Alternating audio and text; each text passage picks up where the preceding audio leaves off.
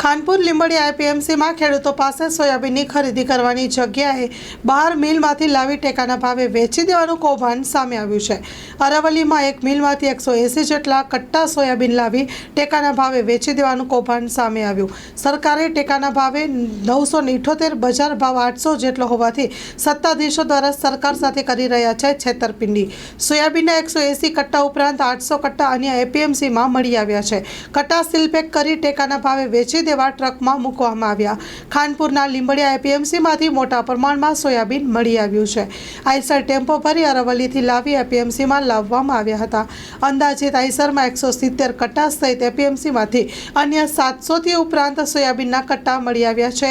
મહીસાગર જિલ્લામાં આટલું ઉત્પાદન ના થયું હોવા છતાં પણ બહારથી લાવવામાં આવ્યું છે સોયાબીન। મોટા પ્રમાણમાં સોયાબીન એપીએમસીની સત્તાધીશો દ્વારા અન્ય ટ્રકમાં ભરવામાં આવી રહ્યું છે। મોટા પ્રમાણમાં એપીએમસીના સોયાબીનના કટ્ટા પેક કરી ટ્રકમાં ભરવામાં આવી રહ્યા છે। આખરે મસમોટું કૌભાંડ એપીએમસીના સત્તાધીશો દ્વારા કરવામાં આવી રહ્યું છે। સોયાબીન કૌભાંડ મામલે સ્થાનિક મામલતદાર એપીએમસી ખાતે પહોંચ્યા હતા। મામલતદાર દ્વારા ડ્રાઈવરના જવાબ લઈને કોને એપીએમસીમાં સોયાબીન મંગાવ્યું હતું તે તપાસ હાથ ધરવામાં આવી છે। Story report by Dilip Chaudhary, Mahisagar.